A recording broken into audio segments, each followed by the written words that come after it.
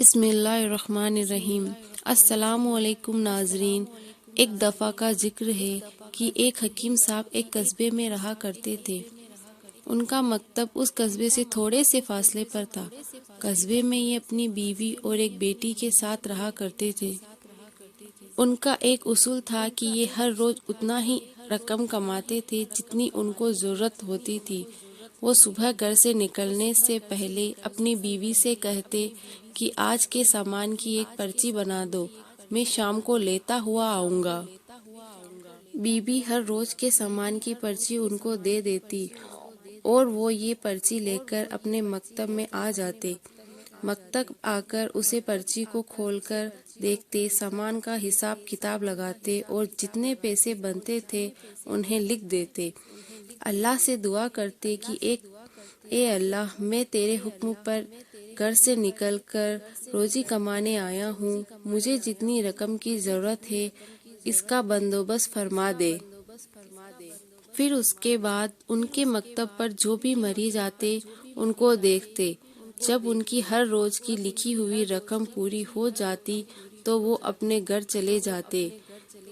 واپسی پر جاتے ہوئے گھر کا سامان لیتے اور جا کر اپنی بیوی کو دے دیتے اور پھر اللہ کا شکر ادا کرتے۔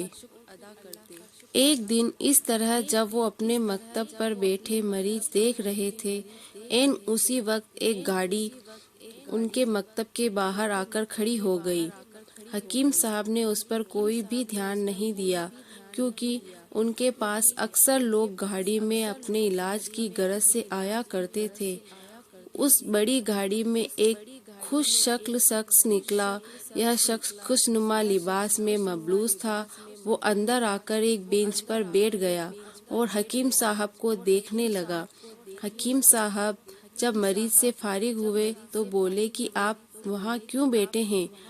آپ یہاں آ جائیے تاکہ میں آپ کی نبض دیکھ کر آپ کو دوا دے سکوں، اور اگر آپ کو اپنے لیے نہیں کہ کسی اور کے لیے دوا چاہیے تو مرض کی علامت بتائیے، میں آپ کو دوا دے دیتا ہوں۔ یہ شخص بولنے لگا کہ حکیم صاحب، آپ نے مجھے نہیں پہچانا، لیکن چلے کوئی بات نہیں، میں آپ کو یاد دلوا دیتا ہوں۔ آج سے تقریباً 15 سال پہلے میں یہاں آیا تھا، بلکہ یہ کہنا زیادہ مناسب ہوگا کہ اللہ تعالیٰ نے مجھے آپ کے مکتب تک بھیج دیا۔ میں اصل میں لندن میں رہتا ہوں اور اس وقت میں یہاں کام کی غرض سے آیا تھا۔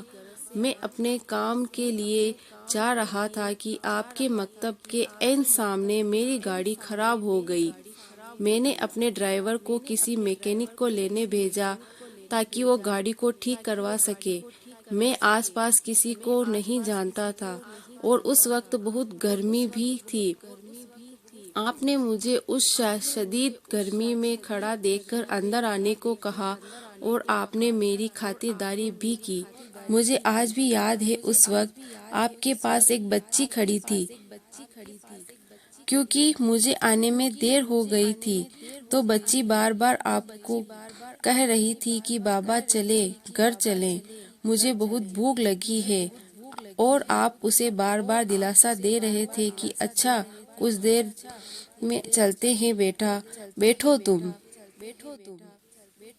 مجھے آج بھی وہ بچی یاد ہے۔ تب میں نے سوچا کہ کیوں نہ میں آپ سے کچھ دوائی لے لوں تاکہ آپ کو میرا یہاں بیٹھنا گوارا نہ گزرے۔ میں نے آپ سے عرض کی کہ میں آپ سے دوا بھی لینا چاہتا ہوں۔ آپ نے مجھ سے میرا مسئلہ پوچھا۔ میں نے آپ کو بتایا کہ میری شادی کو 3 سال ہو چکے ہیں مگر ابھی تک ہمارے یہاں اولاد نہیں ہوئی۔ میں نے اور میری بیوی نے ہر جگہ سے علاج بھی کروایا ہے مگر کہیں سے بھی کوئی امید نہیں ملی۔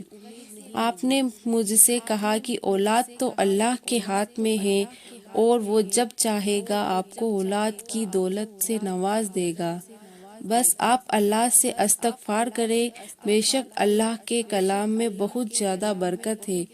میں آپ کی بات توجہ سے سن رہا تھا۔ آپ نے اتنے میں میری دوا بھی تیار کر دی اور مجھے دے دی۔ میں نے یہ پیسے پوچھے مگر آپ نے پیسے لینے سے انکار کر دیا اور کہا کہ بس آج کا کھاتا پورا ہو گیا۔ میں بہت حیران ہوا کہ یہ کیا ماجرا ہے۔ اتنے میں ایک اور شخص جو آپ کے مکتب میں بیٹھا ہوا تھا، اس نے مجھے بتایا کہ آپ ہر روز اتنا ہی کماتے ہیں جتنا آپ کو ہر روز گھر کے لیے سامان چاہیے ہوتا ہے، اور جب وہ پورا ہو جاتا ہے تو آپ اس کے بعد کوئی مریض آئے تو آپ اس سے پیسے نہیں لیتے ہیں۔ میں بہت حیران ہوا اور شرمندہ بھی ہوا کہ میں آپ کو کیا سمجھ رہا تھا، جبکہ آپ تو ایک نہایت نیک دل انسان ہیں۔ میں بہت شرمندہ تھا۔ اتنے میں میرا ڈرائیور بھی آ گیا اور میکینک نے گاڑی ٹھیک کر لی اور میں یہاں سے چلا گیا، مگر مجھے اس بات کا بہت گہرا اثر ہوا کہ میں گھر آیا تو اپنی بیوی کو ساری بات بتائی۔ اس نے کہا کہ یہ انسان تو کوئی فرشتہ معلوم ہوتا ہے، ہو سکتا ہے کہ اس کی دوا میں کوئی تاثیر ہو۔ دوا استعمال کرنے سے ہماری اولاد ہو جائے۔ اس کے بعد اللہ تعالیٰ نے ہمیں اولاد سے نوازا اور آج ہمارے آنگن میں 2 پھول سے بچے مسکراتے ہیں۔ خیر، میں آپ کا شکریہ ادا کرنے بھی آیا ہوں، اور اصل میں میری بھانجی جو کہ یہاں رہتی تھی، اس کی ماں بیوہ ہے۔ اس کی کچھ عرصے میں شادی ہونے والی تھی اور ہم نے اس کے جہیز کا سارا بندوبست کیا تھا، مگر بدقسمتی سے وہ اچانک ایک حادثے میں چل بسی، اور خوشی تو نہ ہوئی مگر اس کے جہیز کا سامان جو کہ میں نے اور میری بیوی نے تیار کیا ہوا تھا، وہ ہم واپس کرنے کی بجائے اسے کسی اور بچی کی شادی کے لیے دینا چاہتے ہیں۔ اسی لیے مجھے آپ کی بیٹی کا خیال آیا۔ میں 2-3 دن سے ادھر آ رہا ہوں مگر ہر بار آپ کی دکان کو بند پایا۔ مجھے کل کسی آدمی نے کہا کہ اگر آپ حکیم صاحب سے ملنا چاہتے ہیں تو آپ صبح 8 بجے آ جائیے گا، مگر نہ حکیم صاحب آپ کو کبھی نہیں ملیں گے۔ اسی لیے آج میں صبح سویرے آپ سے ملنے آ گیا ہوں۔ آپ کی بیٹی کی بھی اب شادی کی عمر ہو گئی ہوگی، آپ نے یقیناً اس کی شادی کے لیے جہیز خریدنا ہوگا، اسی لیے یہ سارا سامان میں آپ کے گھر پہنچانا چاہتا ہوں، کیونکہ آپ کی بیٹی بھی مجھے بالکل اپنی بھانجی کی طرح عزیز ہے۔ یہ بات سن کر حکیم صاحب کی آنکھوں میں آنسو جاری ہو گئے۔ اس پر اس شخص نے پوچھا کہ آپ رو کیوں رہے ہیں؟ جس پر حکیم صاحب نے کہا کہ آج میری بیوی نے مجھے جو گھر کے سامان کی پرچی دی تھی، میں نے آج وہ پڑھی تو میرے پیروں تلے زمین ہی نکل گئی تھی، اور میں بہت زیادہ پریشان بھی تھا، کیونکہ گھر کے سامان کے بعد لکھا تھا کہ بیٹی کا جہیز لانا ہے۔ یہ دیکھ کر میں نے آپ کے سامنے لکھ دیا تھا کہ اس کا بندوبست اللہ پاک کر دے گا۔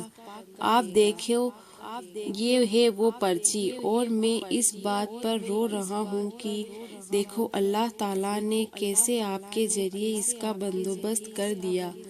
آج تک زندگی میں ایسا نہیں ہوا تھا کہ جو سامان میری بیوی نے پرچی پر لکھ دیا ہو اس کے لیے پیسوں کا بندوبست نہ ہو سکا ہو، مگر یہ وہ واحد چیز تھی جس نے مجھے بہت پریشان کیا تھا۔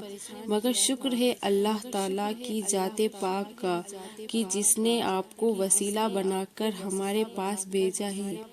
پیارے دوستوں، ہمیں بھی چاہیے کہ ہم اپنے دل کا آغاز اللہ کے ذکر سے کریں اور اللہ سے اپنے گزر بسر کے رزق